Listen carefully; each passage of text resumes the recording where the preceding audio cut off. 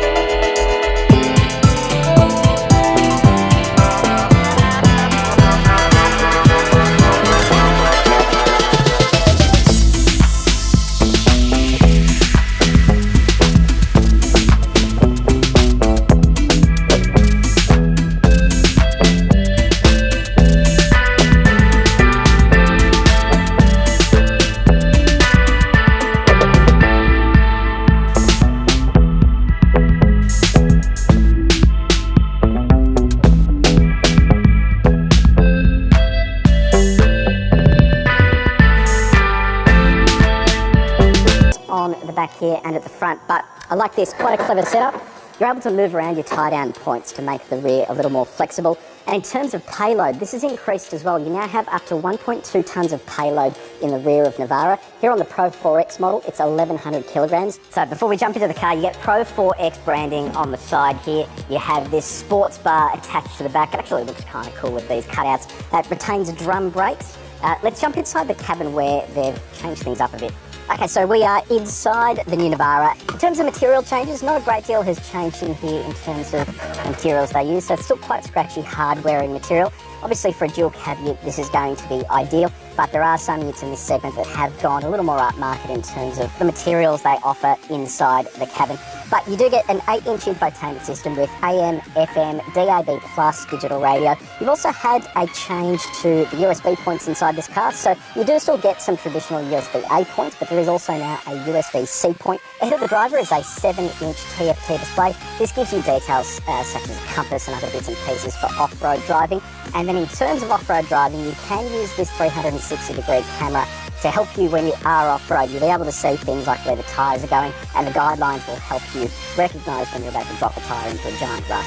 There's also autonomous emergency braking, rear cross traffic alert, a blind spot monitor, a driver alertness system, a lane departure warning, and a lane departure assistant, which uses a brake-based system because this still has a hydraulic steering rack as opposed to an EPAS system. Okay, let's move on to comfort and practicality. I want to start here with the seats. Check these out. I absolutely love this. Nissan's seat design game is pretty strong. We've seen in vehicles like the Qashqai that they really just go to extra lengths to give the seats a really cool design. And it's the same story here. They've got Pro 4X branding stitched into the seat, and then you have these ribbed sections on the back and then down the bottom. Really hug you in nicely, and it means that when you are sitting there doing some off-roading, you're not going to get too thrown around.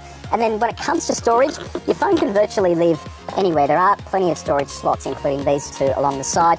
Glove box is decent sized as well, and that's also where you'll find your USB-C port. Oh, before I forget as well, they've updated the steering wheel, so much smaller now.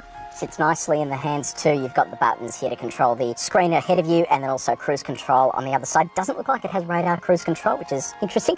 In terms of four-wheel drive equipment, you have hill descent control, a rear differential lock, and also 2 high, 4 low. Two-wheel drive is just rear-wheel drive. 4 high is four-wheel drive mode, and then there's also a low-range mode. If you don't know what that stuff means, make sure you check out our four-wheel drive controls explained video, which you can click on up there. That'll give you a bit more detail.